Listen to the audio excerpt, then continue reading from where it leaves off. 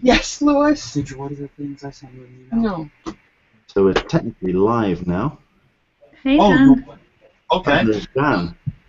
Oh, bear with me. Just get this countdown running, because we are running a little bit late, but that's fine. If you've just joined us, welcome along. What? No. Okay. And I'll just hit play on this.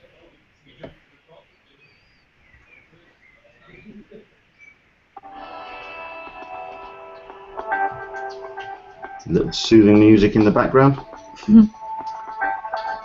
And there's our countdown. So, we are going to be starting the conversation in about 5 minutes' time. We're running a little bit late, but gives people a chance to kind of join us on the view account. We've got a couple of people joining us already. Hello there, welcome on. Do jump in on the Q&A. Let us know where you're watching from.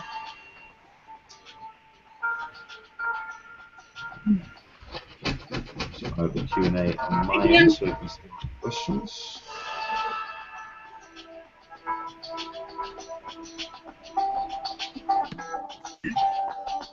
Can everybody hear me? I can hear you, Dan. We can indeed. How are you doing, Dan? Pretty good. You alright? I'm good. How are you? Jet lagged.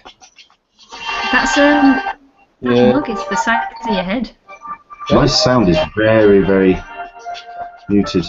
Something about the That's- side of my head. That mug. Sort something out. Oh, right. Right. So Exactly. yes, if you're enjoying the pictures on the countdown, do get yours sent in to pics@englishlaninsandiego.com.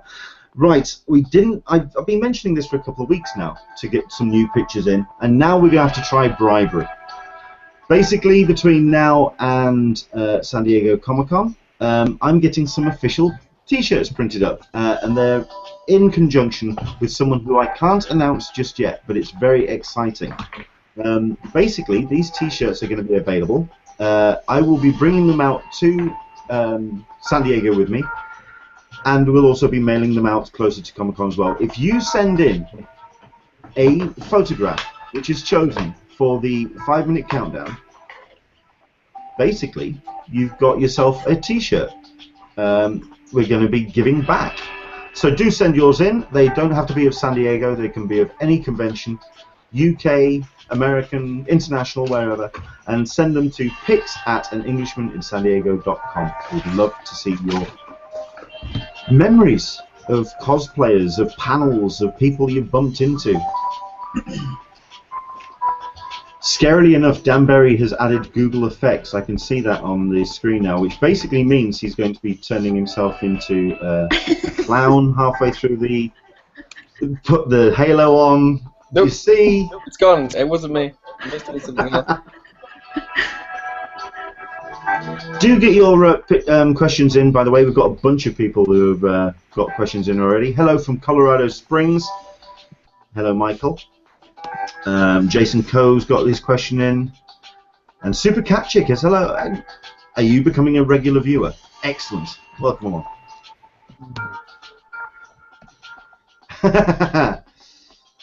Yes, now we have a Dan Berry who watches quite regularly and is now kind of confused about which Dan Berry is going to be joining us. No, it's not that Dan Berry. It's another Dan Berry. Hi. It's not a Dan Berry who's joining us, it's the Dan Berry who's joining us. Or is it the other way around? I don't know.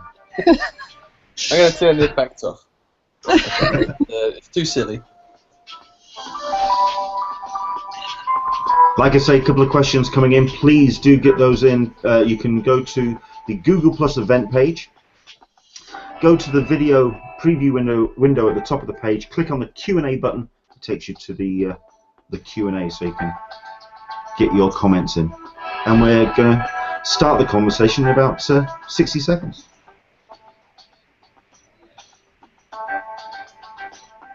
Now, you see, this is what I like to see as well. Dan has got a cup of tea. It's actually hot chocolate. Okay. I don't like tea. You can't see mine, but I have my cold. tea as well. Yeah. I've got one, but it's gone cold. I'm really sorry. Everyone's got a cup of tea, or everyone's got a cup of something. Excellent. Right, so once again, if you do want to send your pictures in, pics@anenglishmaninsandiego.com.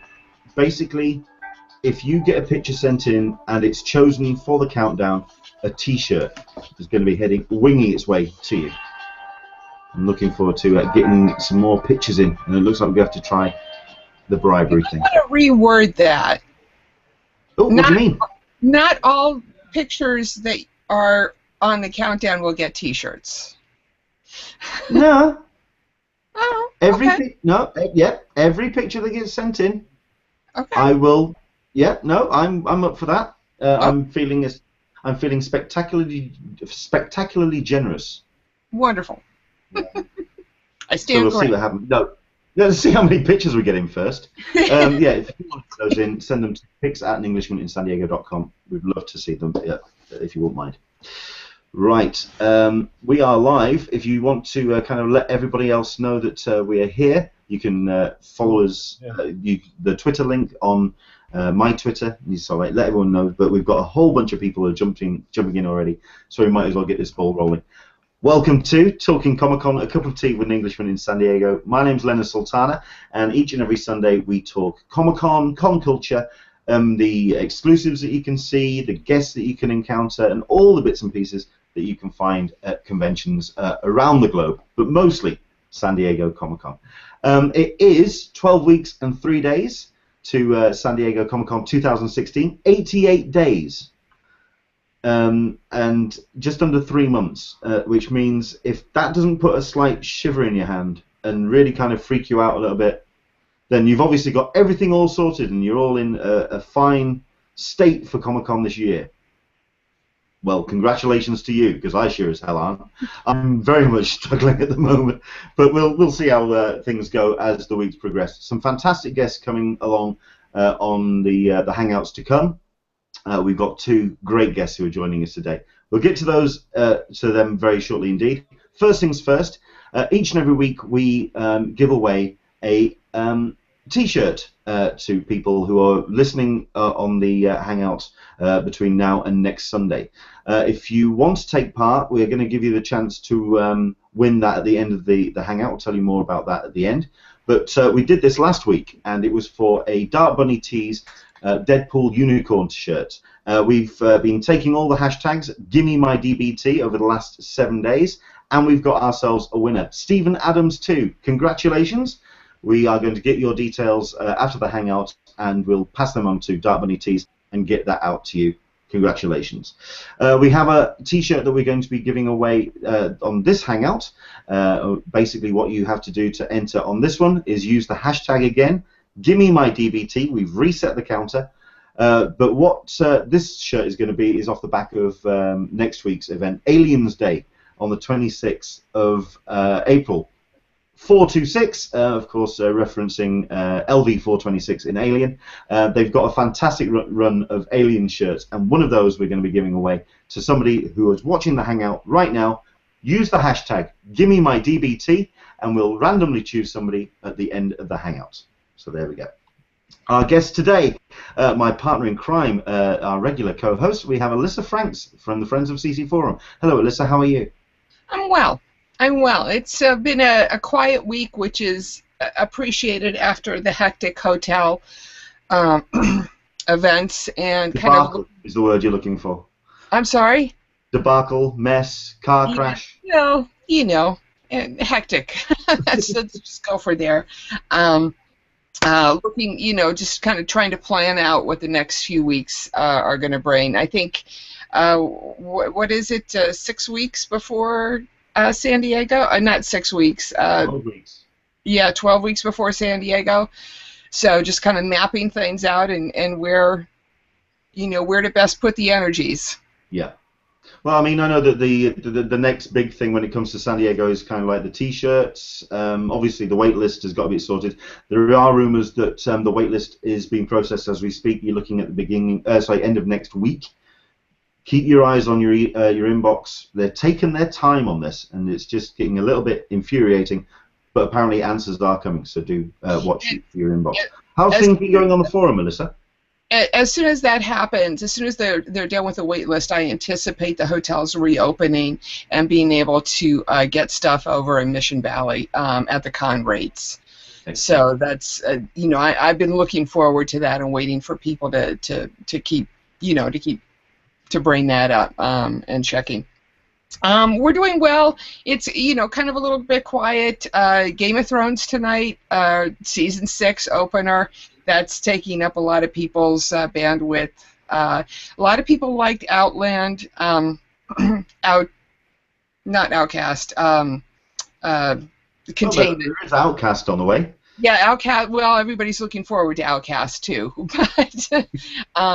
but also Containment started up this week, and we're getting positive reviews on that one too. So we do a fair amount, Dan. We do a fair amount on television on the forum just to keep people abreast of what's happening. Yeah, do head to friendsofcc.com. Go to the homepage. They actually have a review of Containment on there at the moment. It's well worth a good read. Excellent stuff indeed.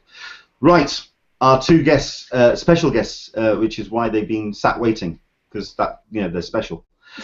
We've got ourselves two who are joining us from two locations, so we're going to be bouncing backwards and forwards between Dan Berry, who's joining us. Hello, Dan. How are you, sir? I'm very well, thank you. Well, I'm kind of jet-lagged. Yes, I understand you've been on your merry travels. Yeah, I've been in China for 2 weeks. Okay. Was this a holiday or was it a work thing? What have you been up to? Well, I teach for a living. I'm a university lecturer, and so I was teaching in a college near the North Korean border for 2 weeks. Fair enough. He's not going to expand anymore. Yeah. No. I think if I just leave that hanging, the actual story that will develop in your heads is far more exciting than any yarn I can spin. I was just going so, accounting then, right? Yeah, it was really boring. Okay. Fair enough. We will come back to Dan in a second and explain why we've invited him on after we welcome along Christina as well. Hello, Christina. How are you? I'm okay. I'm going to just get it out there. The pronunciation of my name is Christina, so it's a flat E on the end. I'm very sorry, but I'm just righting the wrongs of the world and putting that out into there. My surname is Baczynski, another one that's hard to say, so that's a joy. But yeah, hi. My introduction is always me correcting people. Because I actually have your name phonetically written down, and I'm now going to have to edit that completely. Yay! I've righted one wrong in the world today. It's a terrible battle that only I have to be on. My personal quest. But thank you very much. That's very kind. Okay. Well, I mean, the reason why we've invited Dan and Christina, I know I'm going to get that wrong. It's not right. Call me Chris. The reason why we've invited them along is to talk Eisner's 2016. The Eisner Awards is something that I am a passionate supporter of because it does continue the tradition of supporting comics at Comic-Con, an event which is increasingly taken over by pop culture. They do their best to do book clubs and really put the panels together to really support comics and sequential art, but the Eisners is that kind of jewel in the crown. And as it happens, our two guests are Eisner Award nominees. As it happens, of which I'm certain. Look at this. I mean, I think first things first. Let's explain what you've been nominated for. We'll start with Dan. This was in the category of Best Anthology. If you could explain what the work is and what it was created for. Yeah, step one, we made an anthology. That's the short answer. Yeah, the one and only step. The one and only step was we made a book. We think it's pretty good. The end. End of the story. Then I was asked to curate a 24-hour comic marathon event for the Lakes Comic Festival in Kendall, and so I jumped at the chance because I quite like doing those nasty endurance events. And I got together a group of people that I really liked, and I really liked their work, and I thought that they could do a really, really good job of a 24-hour comic. I let everybody cheat, so we could all plan ahead, plan in advance, so we weren't having to, make the whole thing up on the spot there, and then you could, test flight things beforehand, write a story, figure out what you're actually going to draw before you have to draw it. And so then there was 7 of us. So there was myself, obviously Christina, Jack Teagle, Sarah McIntyre, Joe Deasy, Warwick Johnson Cadwell, Fumio Abata, and we got together and we each drew a book in a day, and then we ran those books to the printers, and we printed this first edition run of each of the individual comics. And so the following day we had 7 whole books that didn't exist the day before, which was amazing. And Stephen Robson at Fanfare decided that he really, really liked them. Could he publish them as an anthology? To which we said, yes, of course. And so I think it debuted at TCAF last year, and it was great to hear while I was in China that it had been nominated for an Eisner. It was very easy to wake up to. That's a question that I always ask about the nominees. I mean, was it something that was put forward without your knowledge? I mean, was it? Oh yeah, I didn't know a single thing about it. Yeah, me either. It was a total surprise. So I got this email forwarded from Stephen at Fanfare by, Jackie Estrada's name on it, saying you're nominated in a group for the anthology that you're in, and your story is nominated for Best Short as well, which is just check your email at 7:30 in the morning when you're hitting the snooze button, and then suddenly you just kind of come online to the kind of weight of that whole kind of dual thing. And then spend the rest of the day just kind of rattling around the house figuring out what that actually means. Figuring out how you're going to spend your action when you get it. Yeah. Figuring out where I'm going to put the award. I'll never get it. Hey, that's positive thinking. I like the sound of it. Immediately cleared a space on my mantelpiece. Yeah. I've been all my other worthless awards. If you could just, Christina, if you could explain what the story was, and because you've been nominated in the, is it the short story category? Yeah, Best Short. So, my story in the anthology. So I'm nominated in 24/7 with Dan as and the other guys that you mentioned too. But my story is from that book is nominated for Best Short, which just sounds crazy, kind of vocalizing that into a sentence. But I guess it's a fact. But yeah, so my story is called Hand Me Down. It was drawn in 24 hours. I've done other stories that aren't. That's incorrect. That's incorrect. You took like 20 hours. Oh yeah. I think it was 22 actually. I finished a couple hours early. So it was drawn in less than 24 hours. I forgot about that. What's for breakfast? Yeah, oh yeah, we had breakfast and I got a massage. You got a massage? So did you though. Which was a kind of gift. Is this an additional of the service festival. that Dan provided? Oh God, no. He carries his essential oils with him wherever he goes. Oh, how perverted.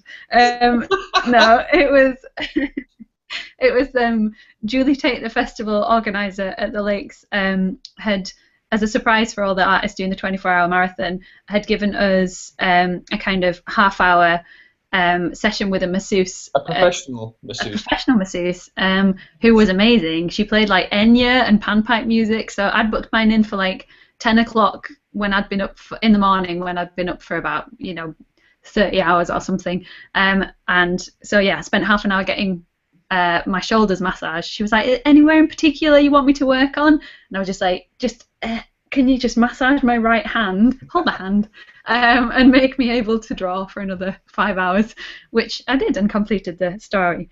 But the story itself is kind of the story of an object, so it spans millennia, which was, I kind of wrote it into the story as a kind of an act of self-preservation so that I could not be like shackled to drawing the same thing as, a kind of awful punishment, just draw the same thing for 24 hours. So if it was about a person, I would have been kind of tasked with drawing that person in potentially every scene or every page. So I kind of made it about an object which could then you know, grow somewhere, you know, be taken somewhere else, be modified into another object, or kind of co-opted into something else. So it was a kind of an act of self-preservation to have that storytelling mechanism in it. And then the surroundings would be very varied, from prehistoric to kind of 18th, 19th century to modern day, and then it ends up being kind of futuristic and post-apocalyptic as well. So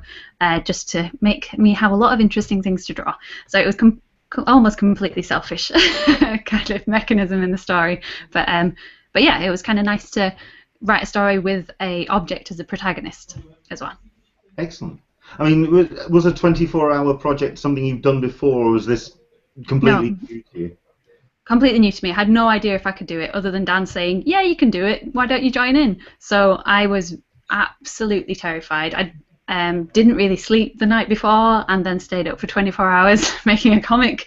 So it was pretty kind of chaotic few days, actually, in the run-up to it. And I was really limited, kind of professional illustrator and a part-time lecturer, as well as making my own comics as well. So I had a very busy kind of October in the run-up to it. So I only had a few days to prepare before the actual event, which we were allowed to do. So I prepared the story and kind of thumbnailed some of the pages. But yeah, when it actually came to the day, I was, yeah, completely terrified. I'd kind of like done some tests. It's like, how long will it take me to draw a quarter of a page? Can I draw a quarter of a page in 15 minutes? And tried to like sketch one out based on the story that I'd drawn, and kind of done it. So it kind of worked. But yeah, I didn't know. I was planning on kind of colouring it, but didn't have time. So yeah, I left it as kind of line drawing. And then I recoloured it for the anthology, just because I just wanted to make more work for myself, and also make it look nice if someone was going to spend some money and print thousands of them, I suppose. But yeah, to actually the undertaking of the 24-hour challenge, I had no idea if I could do. So it was just that. It was like kind of stepping up to see if I could do it. Well, I mean, I remember going up to the hotel at 11:30 at night. I don't know if you remember two guys just wandering in. Yeah, we had quite a few visitors. Mm-hmm. Yeah, so that was one of them was me. I didn't realise. Everyone was really kind of focused on the tablets that they were working on and the working materials, and you could just tell that everyone was just kind of like buzzing off this energy of the excitement of just getting the thing done, which was just really exciting. I mean, what was your experience, Dan? I mean, because obviously you were kind of, are you the guy that's originated the 24-hour marathon project, or? Julie Tate asked me to run a version of it in Kendall. I'd done a couple of them in Angoulême as part of their marathon there as well, and I quite like endurance drawing events, but I like having good stories more than I like doing 10,000 push-ups, if you know what I mean. And so the modification that I made to it was giving everybody the ability to give themselves as many unfair advantages as they wanted. So if people wanted to figure out what their characters looked like, or understand the story, or do some thumbnails, or understand the color schemes or media, or the scale that anyone's going to draw anything, that's all fair game, because the aim is to make a really good story, not to show off how fast you can draw.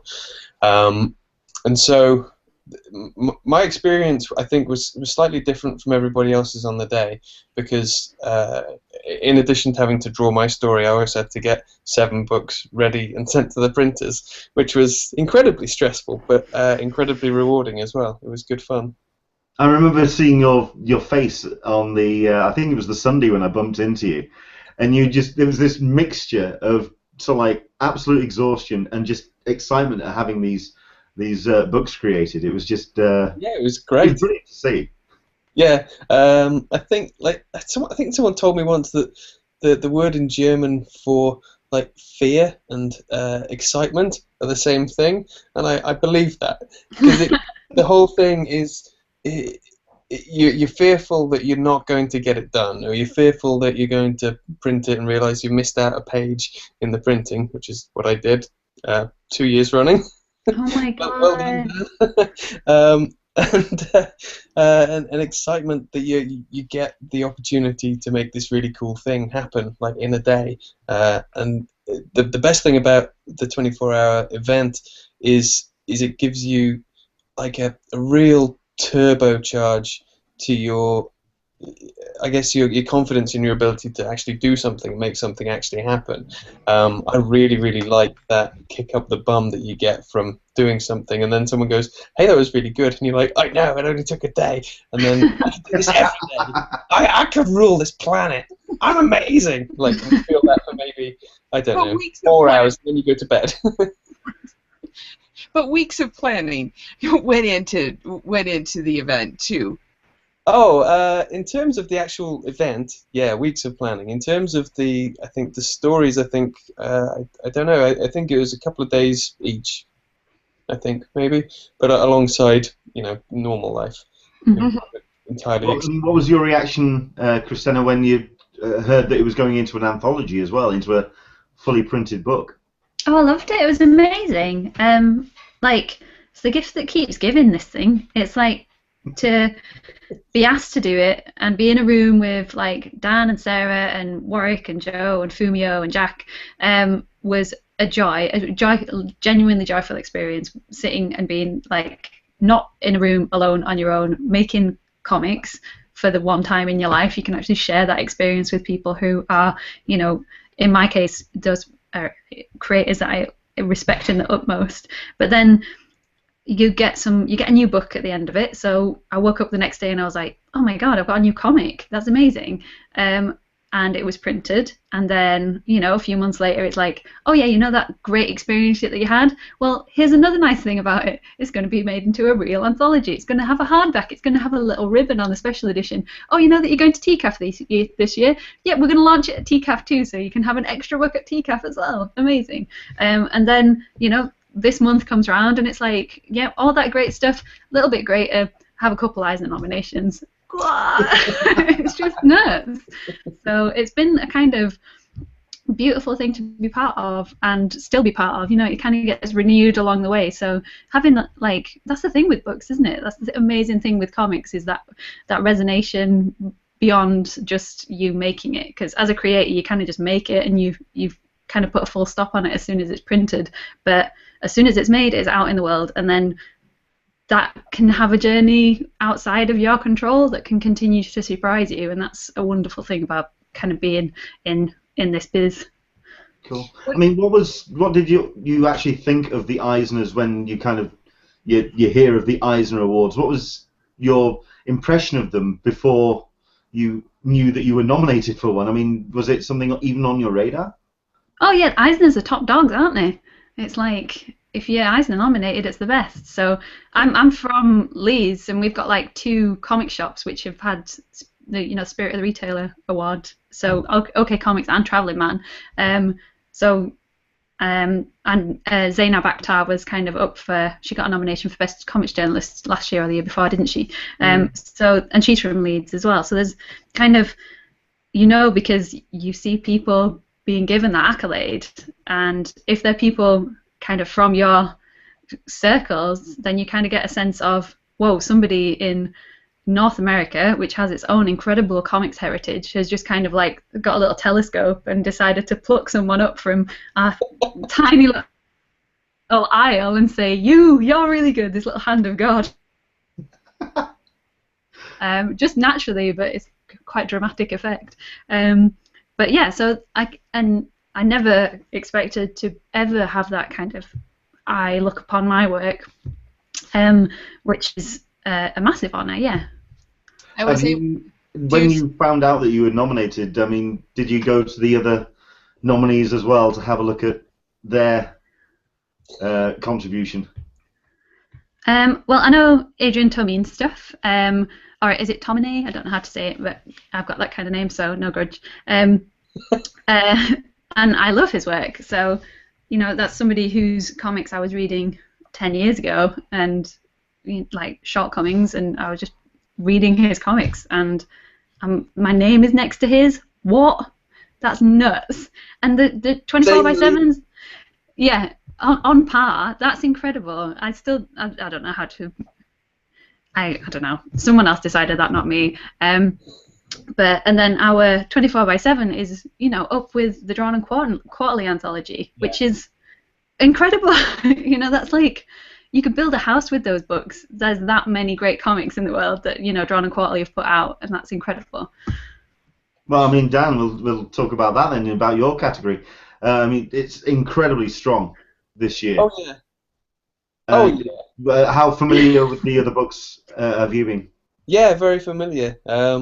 Intimidatingly familiar, if I'm honest with you. Like I said, it's a real pleasure to be kind of placed in the same league, but also incredibly daunting because you're up against like some of the best there is. Mm-hmm. Like, how are you supposed to compete? Don't know. Just try, I suppose. Excellent. Any questions from yourself, Alyssa? Just allow you to get any questions? Sure, absolutely. First off, Christine, I had the opportunity to take a look at your Etsy account, and you had a wealth of books that you have for sale, and it was very interesting taking a look through that and some of the other comics that you have, and I think I'm actually going to be placing an order.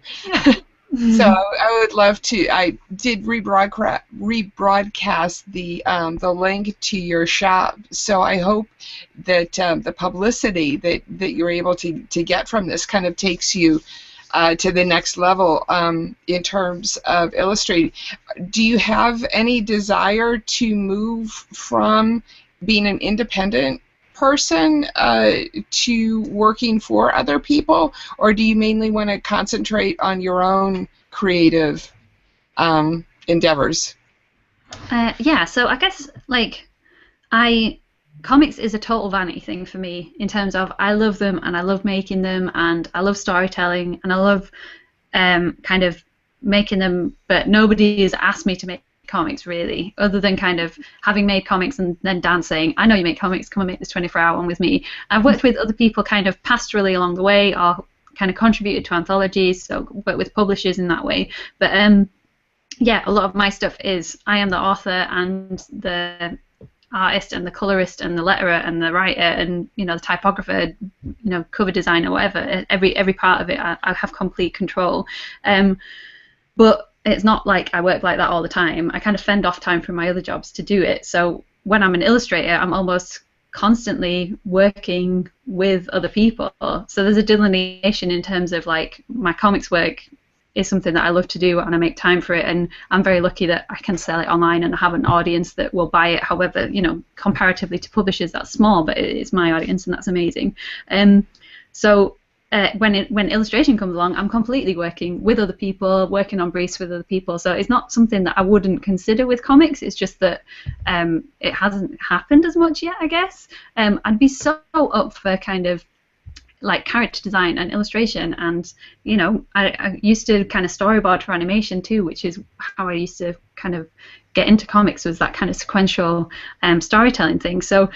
And when I was storyboarding, I was storyboarding other people's stories and characters. So I kind of get all of that. But in terms of like how my comics have progressed, it's been very much in this kind of bubble of being in complete control. That control I wouldn't be. I'd totally be up for kind of. It makes sense. I've done a lot. It's one thing to work for yourself, and it's a completely another thing to work for other people, you know, in terms of a collaboration, as you were talking about in your illustration work. And I can totally understand wanting to go there, but also wanting to kind of keep that a little bit separate. And while I hesitate to say private, it's self-fulfilling. I can assume. Do you have any? Are you thinking about going to San Diego to the award ceremony? Oh, sorry. Could you just say again? That kind of cut in and out a little bit. Sorry. Sure. Was wondering whether or not you're thinking about going to the Eisners. I suppose that's for the pair of you as well. Yes, absolutely. Probably not for me. It's a long distance to travel. I haven't made any plans yet, and I have prior commitments that week. Fair enough. Sorry. Is it something you've been to? Have you been before, Dan, at all? No, I've not. Which is a bit like talking to a chef and finding out they've never eaten carrots or something like that. No, I've not been. I'd love to go. Okay. I mean, the question I was going to put to both of you actually is off the back of what Alyssa was talking about.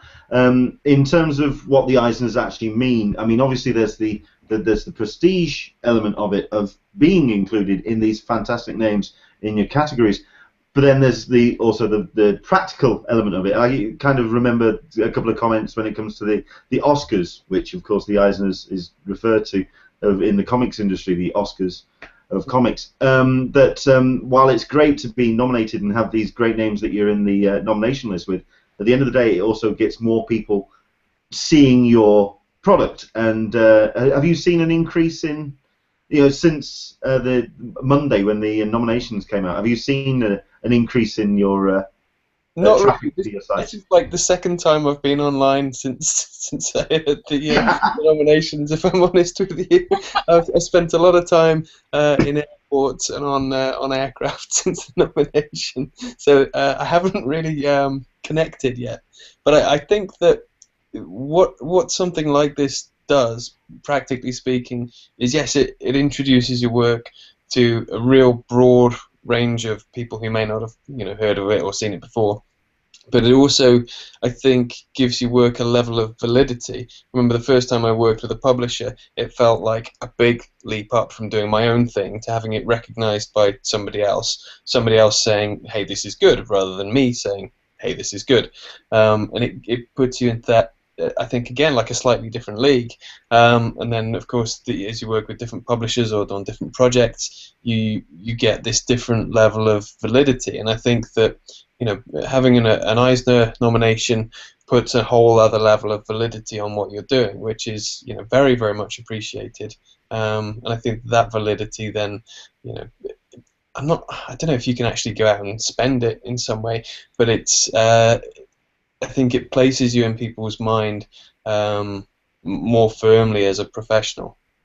Well, you are aware that when I bump into you I think I might see you at ICE, I might see you at Lakes as well, I will be sort of like saying, oh, it's Eisner nominated Dan Berry, and that's how you are going to be. I mean, you do, whenever I see you drop to one knee and you kiss my ring. It's very flattering. You have to do what you can to show the respect that's required. Christina, I mean, have you seen increased traffic to your various, the Etsy, to the various bits and pieces? Yeah, it hasn't really translated into any sales, if I'm honest. So if that's coming, then hit me. But my kind of followers, I guess, have kind of soared a little bit. There was a big kind of just notification fest on Twitter that just went nuts. Well, how did you find? I mean, you said that you got forwarded the email. Surely the Twitter notifications would have. I mean, which came first? Sorry, who what?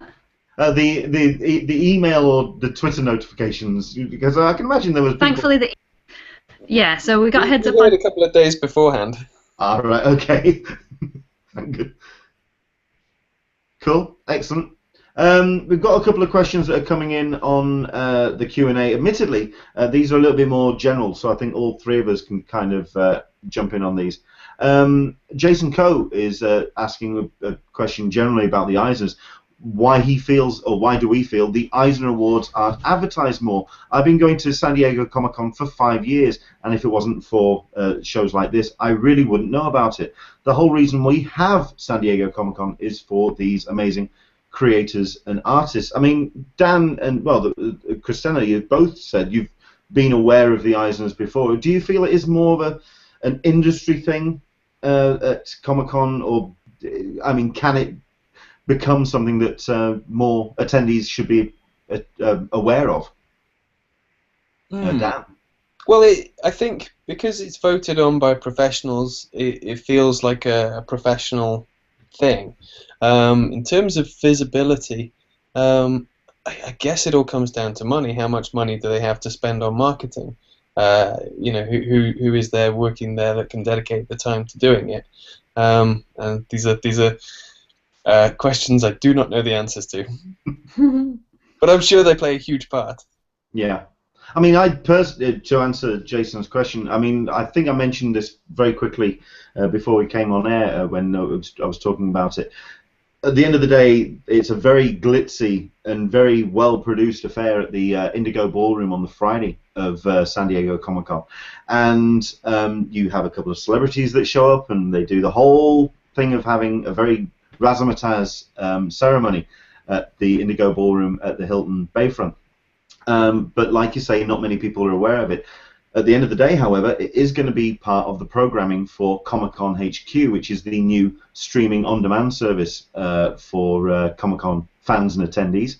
And they have turned around and said they will be filming and presenting it as part of content on the new channel. So Dan, we can Skype in. They could build out a screen with Christina. I want a holograph in. On it. Hologram in. I'm sure someone's got the technology. If they can get a celebrity, they can beam me in from Leeds. Yeah. Easy. Google Find out.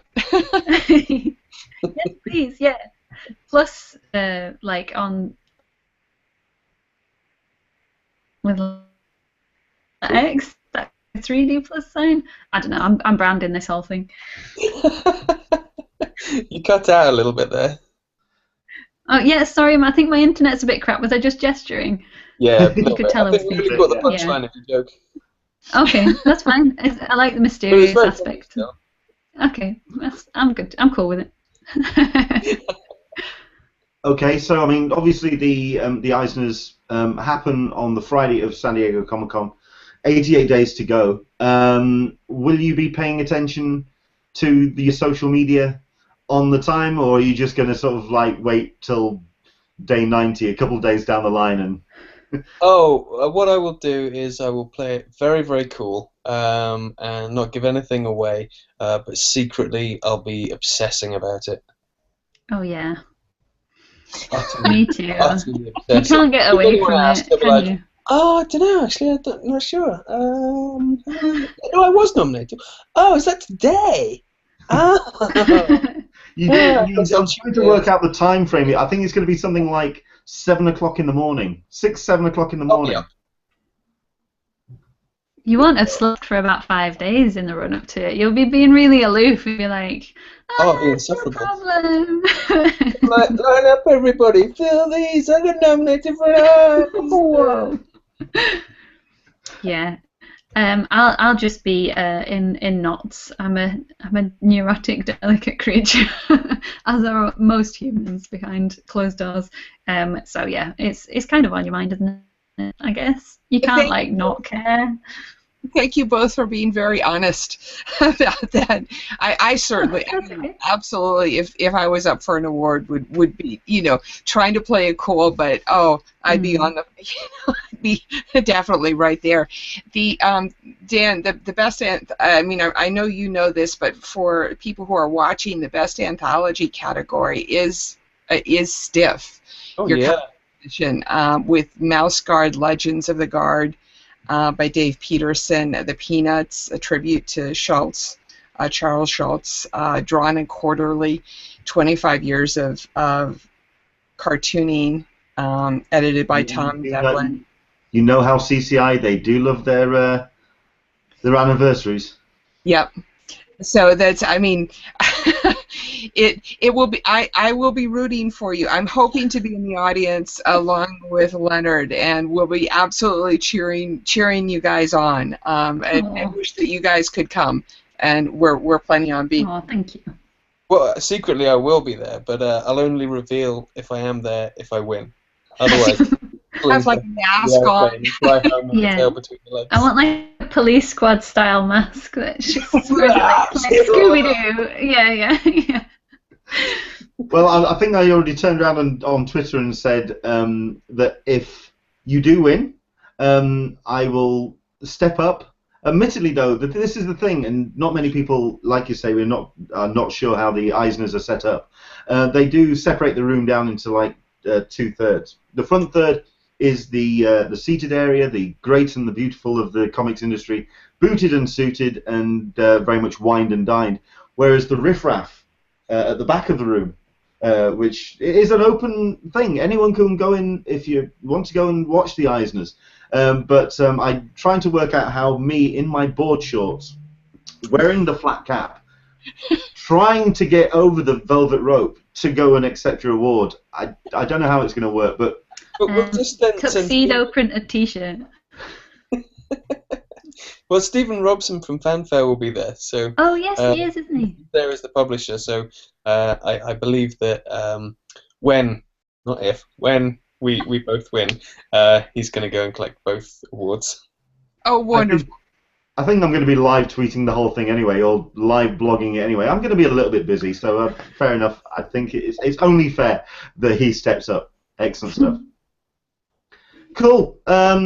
If you want to kind of do a bit of a plug for the book and indeed for your own sites, Dan, where's the best place to find 24/7? I'll put the words 24/7 into Google. It's available on the Fanfare website. I think each of the artists has copies on their own shops as well. If you want to stop the government from having tax money, you can buy it from Amazon. Otherwise, go to a comic book shop, leave your house, go to a comic book shop and buy it from there. That would be nice. Talk to a human. If you like any of the artists, again, pop their name into Google and hunt them down. They've all got other books that are all equally wonderful. You should definitely do that. Excellent. I did put your link on our. I linked you to the Amazon page for your book, so hopefully you'll get some. Bring down the government. That's right. Yeah. That's right. Well, it was easy to find. The Amazon is. So I didn't think about going to Fanfare, and I should have. That was my apologies. I forgive you. I forgive you. That's fine.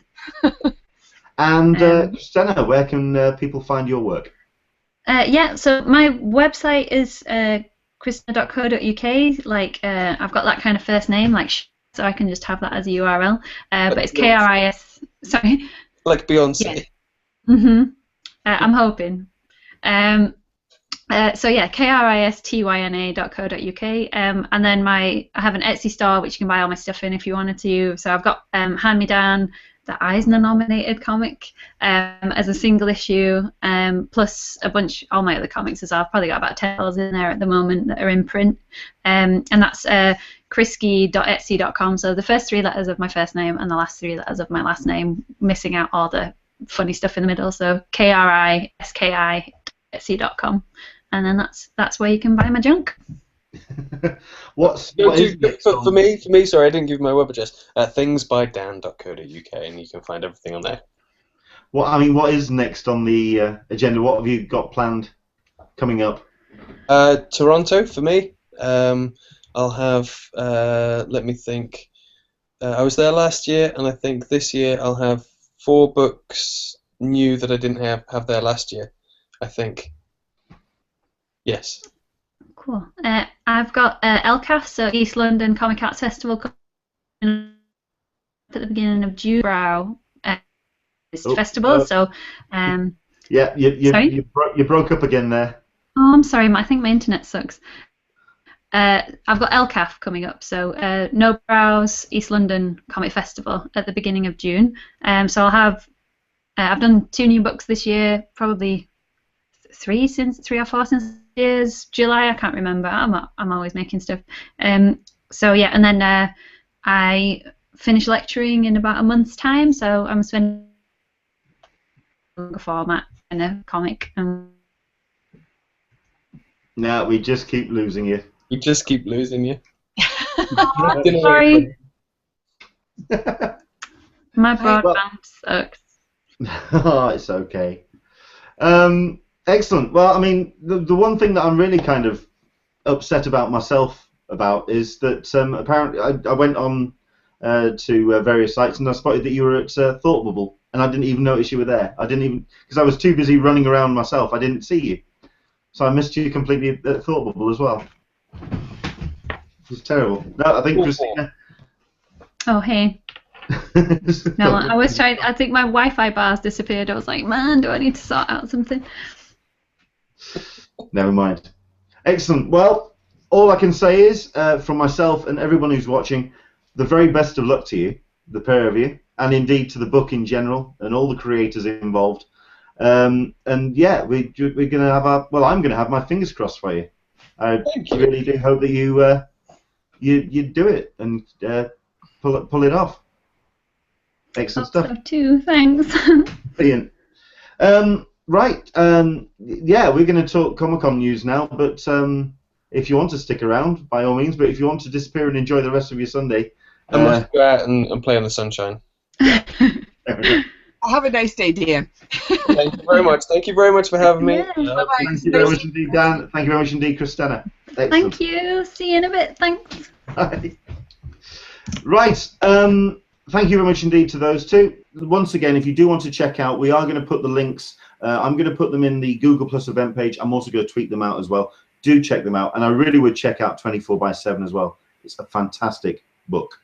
There is a question that did come around on the Q&A, which I think it's more for myself and Alyssa more than anything, because it's like I say, I think a lot of people have just gotten really interested in the Eisners because they just didn't know that this thing kind of existed. I mean, I know that you've said, Alyssa, that you've wanted to go to the Eisners on numerous occasions. Have you actually been to the ceremony before? I have not. I haven't made it a priority. You know how things get at con and you kind of get distracted.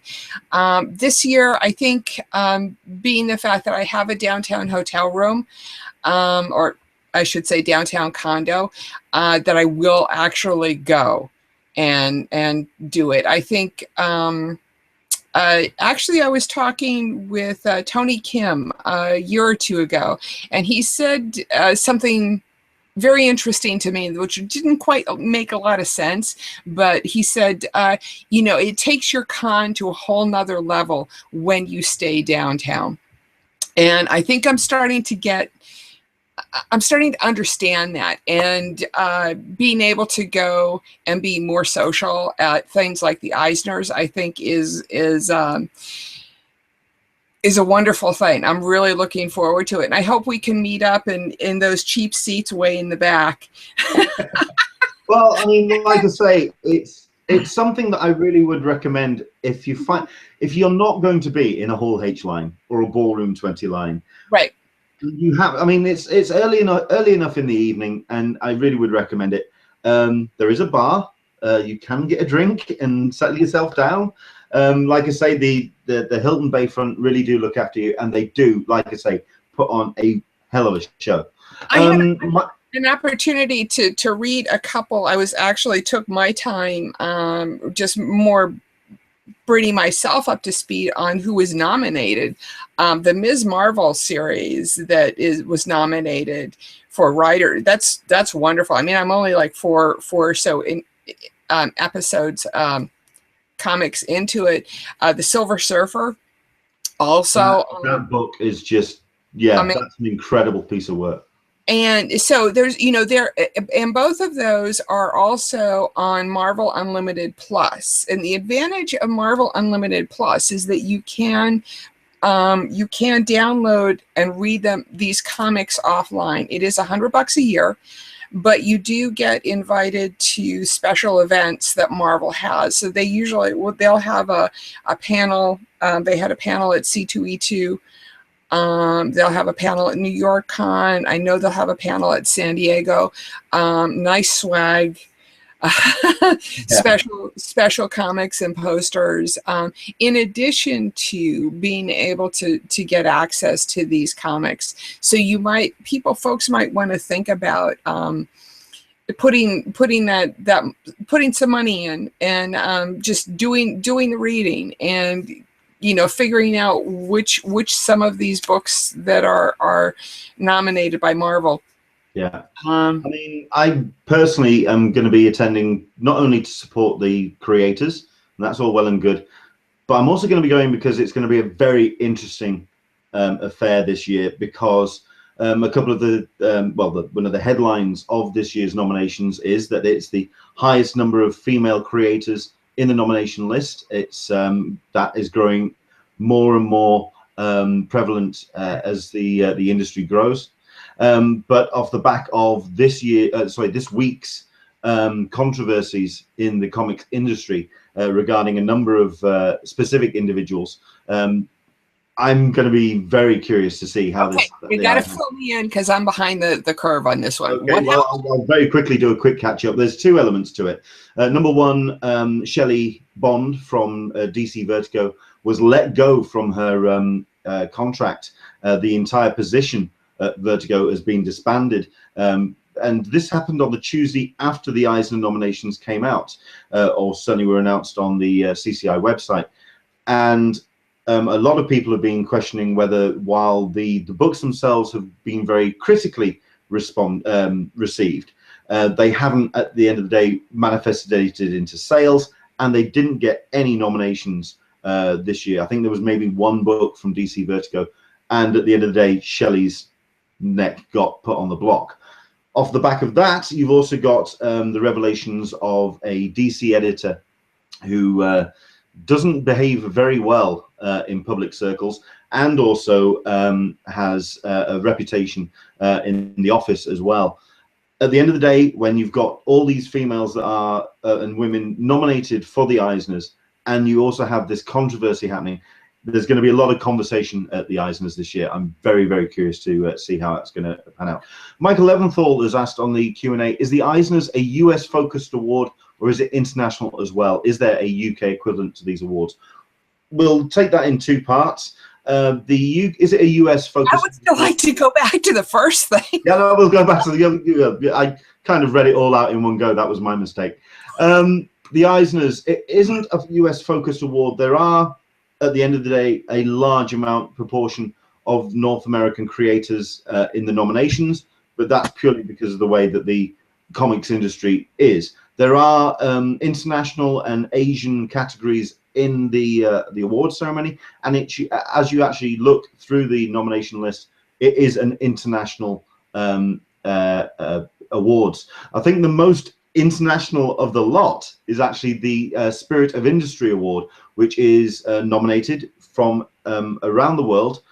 From anybody and everybody could put their nominations for. This was not an industry voted award, and this is for your favorite comic book shop. When I went last year and the year before, we had nominations from shortlisted from New Zealand, from Australia, from England, as mentioned by Dan. It is a worldwide category, that one, the Spirit of Industry. It's very much an international award ceremony, but as you can imagine, with the way that the landscape is of comics, it is skewed very much towards the North America. So there you go. Hopefully that answers your question. In terms of, is there a UK equivalent to these awards?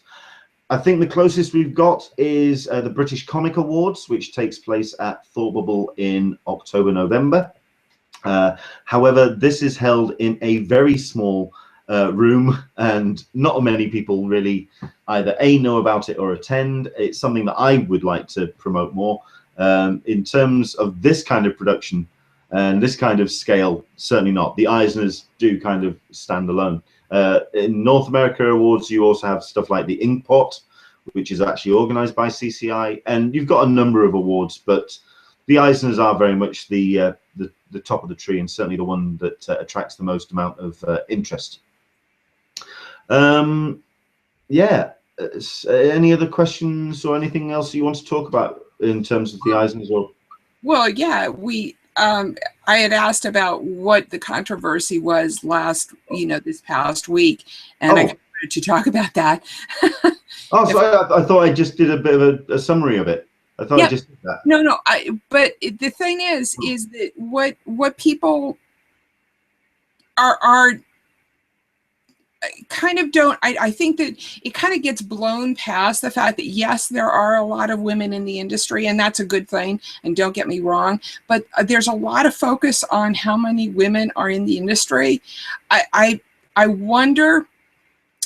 And it's more along the lines that, yes, I understand that DC Vertigo line was critically acclaimed, but the bottom line, if that doesn't translate into sales, and that's not a business regardless of who's operating it, that's not a business model that can be forwarded. Yeah.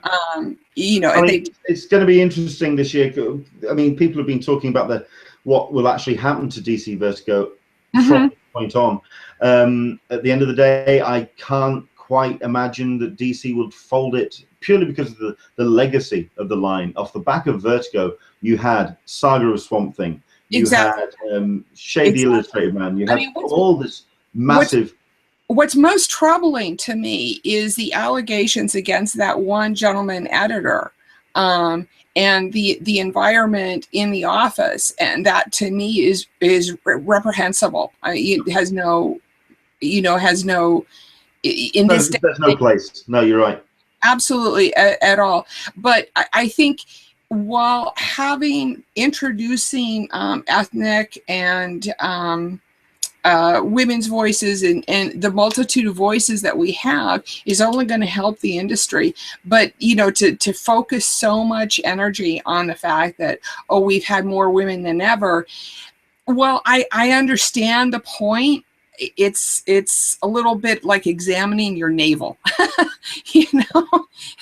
So it will be interesting to see how the Eisners play out this year. And I hope that the actual winners, unlike this year's Oscars, are multi-racial, well, diverse is definitely diverse. Thank you. That's the word I was searching for. I totally agree with you. I mean, while, as Dan has said, there is at the end of the day an industry award ceremony voted by the industry, and I think that's why I'm curious about the background politics of the whole thing, because it is very much a self-fulfilling thing. At the end of the day, the profile of the Eisners is going to be raised by its coverage on Comic-Con HQ. And when you have a group of people that are generally male, generally white, they generally tend to vote for people that are in their categories because they understand them better. Yeah. They don't understand the straight out of Compton voices as well as a person who who is more familiar with that. So I'm hoping that the powers that be will take their cue and vote for some of the smaller, more diverse voices that are out there. It will be, but I agree with you. Thank you for putting a light on this year's Eisners. And if anybody is interested, hit us up on Twitter and let us know if you're coming. Maybe we can get a little group together and well, I mean, I've got Aaron Nabus who said, let's do the Eisners. I've never attended either. Absolutely. Well, I mean, yeah, like I say, I mean, it really is a case of you just go up the escalator. It's where you have your panels, and it really is a case of you just walk in. It's open to all attendees. You've got a badge, you can just go and attend. It's totally free of charge. And well, considering I found myself sat next to David Glanzer last year, who was just at the back of the room, because he doesn't actually sit with the creators. He just he wanders around and he plonks himself down wherever he finds himself. And yep, there we go. Hi, David. How you doing? It's a lot of fun. I personally enjoy it. I mean, my only regret last year was the whole business with the handing out of the Hall H wristbands, because I had been queuing up most of the day for Hall H with a bunch of other people. And at the end of the day, they were announcing that they were going to be handing out the Hall H wristbands halfway through the Eisners. And I had to leave the Eisners to get my wristband. This was a good 2 hours, 3 hours after they said they were going to be handing out these wristbands. So I was angry and frustrated. I believe I mentioned as such at the talkback that I wish they could have just stayed with their timetable so I could have enjoyed this great ceremony. I really do recommend it.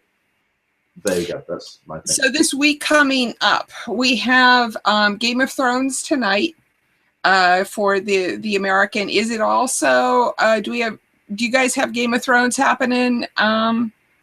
Well, we have Game of Thrones in a standard programming time. That's tomorrow on Monday evening.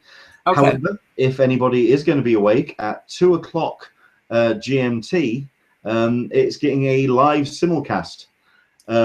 So we're getting to see it at exactly the same time as you guys are. So it's not going to be spoiling anything when it comes to social media or whatever. You're just going to have to be very awake to do it. So it's very late at night. It happens. The other thing that's happening and these are mostly for people who go to Comic-Con and don't stay at a hotel on the shuttle route. We do parking, I believe, closes down either tonight or tomorrow. Yeah.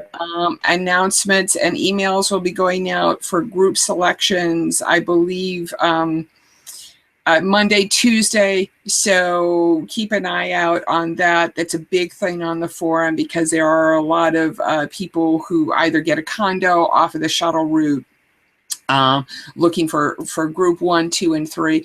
And historically, last year, I believe group 1, 2, and 3 were all able to get in the Hilton garage, if not underground, in the Hilton. So that's going to be what the main focus of the forum is. We are one other thing about the forum is we've kind of hit a little bit of a snag, and we're not going to be moving over to the new servers this week. Probably next week. Hopefully, maybe we'll see. Because technology just happens. Fingers crossed on that. We've got Dan Berry, who's jumped in with a couple of comments on several of the topics we've talked about. On the television, Silicon Valley starts tonight as well. So if you are a fan of that show, I think we're getting that in the UK. I believe it's middle of next week, week after. So no, I've only just recently started watching Silicon Valley. So is it worth it? Eh? Is it worth it? Yeah, I think it's funny, but you've got to have a really snarky sense of humor. But I like it because I do. Nice. No, and he also comments on books that have been released by DC Vertigo over the years. Indeed, Sandman, Preacher. I mean, Preacher's profile is just going to go skyrocketing as soon as the pilot lands and the series gets released. And indeed, Lucifer, which has currently had a reboot in the comics, but you've also got the television show as well. It's a strong line, and I hope that Vertigo does stick around. At the end of the day, there is the risk that it could be replaced by the, I think it's called Young Animal imprint, which they launched with Gerard Way at the helm of that. So hopefully that's not going to supplant DC Vertigo. And I hope that Shelley Bond, I know that Shelley Bond's going to go on to other things. No one's going to let her just kind of sit on the shelf. That woman has got way too much experience and talent to just kind of be dismissed. The fact that DC didn't move her sideways, it's just mind-blowing to me. Yes. That kind of stupidity. Did I say that loud? What DC is kind of known for now at the moment. I don't know. But I'm not a huge fan of DC. So that's, I have to think that if it had been in a different different company, that her talent, that she would have been moved sideways. Sure. Regardless, for myself, I was a DC fan. I was a massive DC fan. Yeah. This is the reason why I can say this. At the moment, I try to be a DC fan.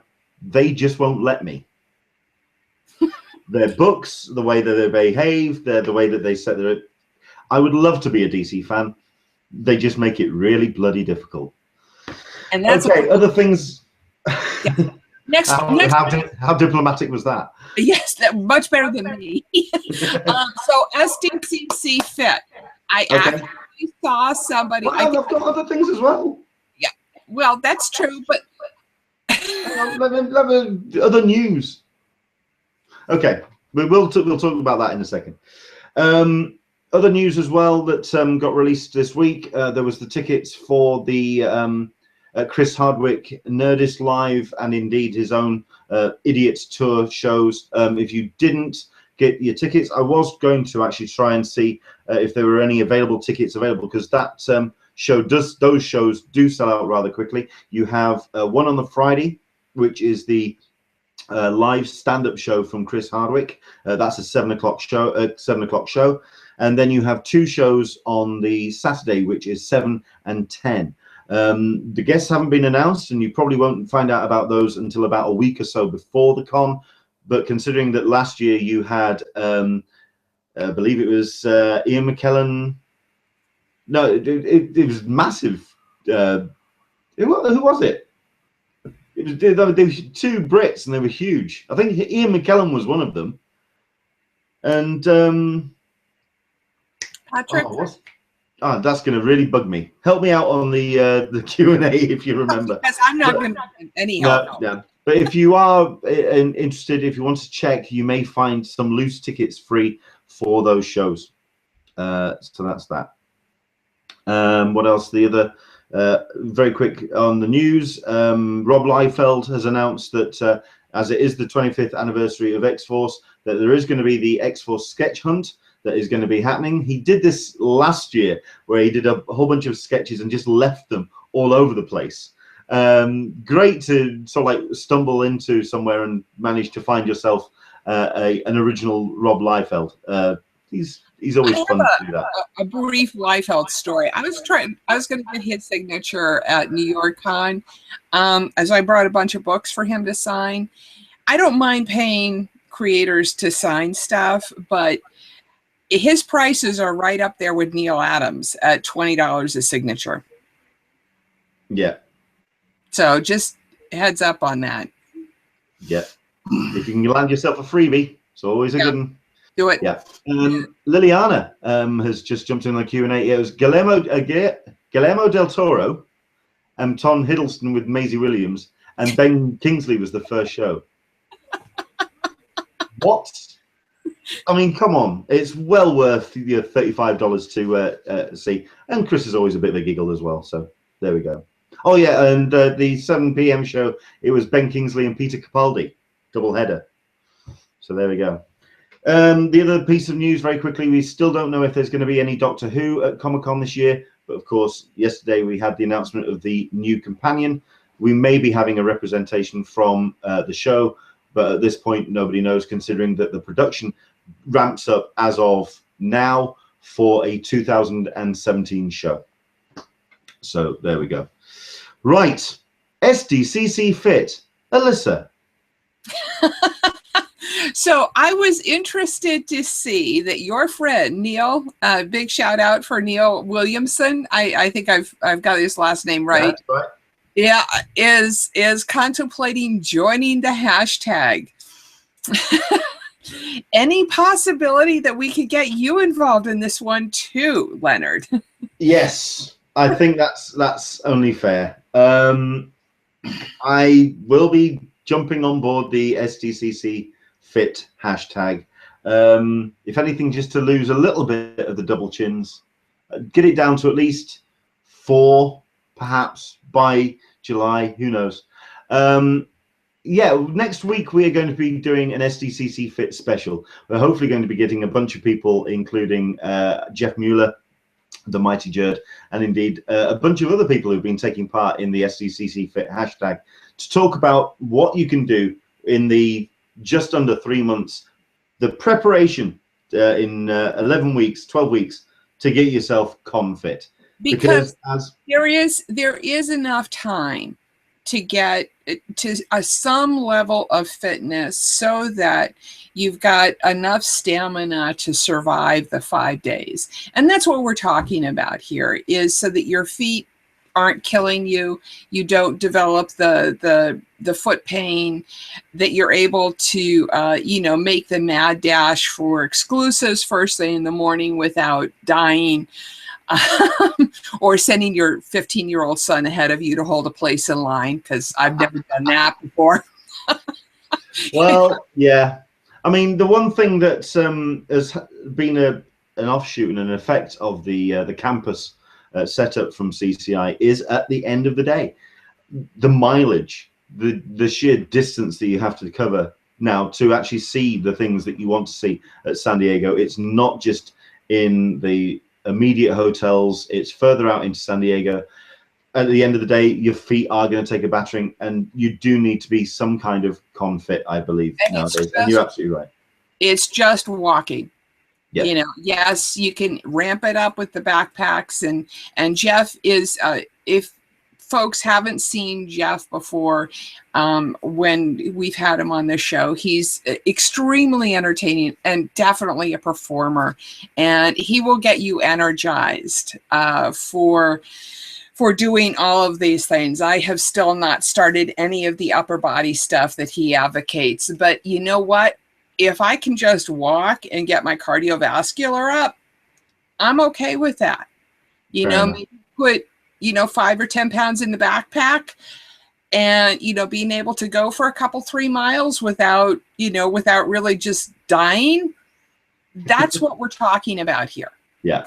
Well, next week then is going to be an SDCC Fit special. We're going to be talking about hints and tips, some exercise advice. Obviously, the Mighty Jerd will have 1 or 2 nutrition tips as well. Just things to kind of get the ball rolling, to break through the lethargy. Is that a word? I'm making up words now. Fun. Just to kind of break through and get you on the road to getting yourself to a point where you can actually enjoy your Comic-Con. Absolutely. Right, just to wrap things up then, thank you very much indeed to our guests, Dan Berry and Christina Basinski, who I still completely massacred her name. There you go, and will continue to do so. Thank you very much indeed to Dark Bunny Teas for sponsoring the show, or indeed providing prizes for us to give away. Once again, congratulations to Stephen Adams, who won last week's tea. Let's announce the winner of this week. I've gone through the hashtag, and we've randomly chosen, using my random number generator up in the corner, the winner of the Aliens shirt. We'll contact you after the show and get your details. But congratulations to Billy Bear 731 on Twitter. Well done. Hopefully we'll get that shirt to you sooner rather than later. I don't know if it'll be there in time for Alien Day, but we'll try and get it there as soon as we possibly can. If you are listening to this on SoundCloud or iTunes, thank you very much indeed. Hopefully if you've subscribed and commented as well, that's rather nice of you. Or if you're watching this on YouTube, use the hashtag again, GimmeMyDBT. We are going to change the hashtag next week, by the way. We'll just make this a rolling thing. But for now, GimmeMyDBT. We've reset the counter. If you get that hashtag in over the course of the next 7 days, we will announce another winner of the Aliens tea at the beginning of next week's show. Also, once again, the 5-minute countdown as well. I announced this very quickly, and I'm still going to hammer out the details. But we've got some Englishman in San Diego T-shirts getting produced between now and July. They're going to be rather exclusive and rather special, and they are being done in conjunction with someone very good, very cool indeed. We will give a T-shirt to anybody who actually sends in a picture, which we use on the 5-minute countdown, but you've got to get them in. That's to pics@anenglishmaninsandiego.com. PICS. Your picture will show up in the 5-minute countdown at the beginning of the show, and you'll also get a T-shirt for your trouble. Fair enough. And that's me. Thank you very much indeed for your company. To Alyssa, where can people find you online, and what have you got for the next 7 days? What have you got planned? I have parking planned. And I've also got to do some studying in terms of computer stuff. WordPress. I have an appointment with some WordPress tutorials that will be done. Regardless, friendsofcc.com/forum. We're going to, one other announcement, we're going to be publishing an article that Comic-Con Dad just finished on the statistics of the hotel sales. I'd be very curious to read that. Very, very interesting. We had a sample pool of about 200 people, so we've gotten a good statistical representation, and he does. You can tell that he does stats in real life. So he's got some insight, and we were able to pull in some excellent quotes from the blog, SDCC unofficial blog, and compare and contrast. that will be published probably, I'm hoping, tomorrow. Okay. So that's, you can also find me on Twitter at Friends of CCI. And that's where we will announce that, that publication tomorrow. And the front page is humming along. Excellent. Well, speaking of front pages, yes, I'm going to be adding to mine as well, because between now and Comic-Con, it's my intention to ramp up the original content, the posts and the bits and pieces that we're doing. I did a bit of a list on my social media today of certainly the stuff that we're going to be doing this week and reaching into next as well. One of the things which have attracted one or two people's attention is the vlogs. Yes, we are bringing back the my vlogs for this year, but I will be doing something a little bit different with them, and I'll be announcing that in a post this week. All I can say is, if you are not a Patreon supporter already, now's the time to jump on that. If you want to head to patreon.com/Englishman SDCC, if you are one of the fans of the vlogs that I used to do, they are back, and we're going to be doing those. I'll tell you more about next week. Sorry, I had a bit of a squeal there from Melissa. Yes, I'm so glad that you know that you got the Patreon thing going, and that it's that you're going to tie that into some of your vlogs. That sounds wonderful. I'm going to be trying to do a little bit more some exclusive content on there, so I'm hopefully going to make it a little bit worthwhile for your support. Patreon.com/Englishman SDCC. Back again next week. Thank you very much indeed for watching today. And again, remember that hashtag, GimmeMyDBT. If you want to win yourself an Aliens shirt from Dark Bunny Tees, do go to darkbunnytees.com to check out their shirts. They really are something else to see. Do take care. Enjoy the rest of your weekend, and enjoy Game of Thrones for the Horde. Oh no, that's Warcraft. Jon Snow, please. That's Warcraft. Okay. Take care. We'll see you soon. Bye-bye. Bye-bye.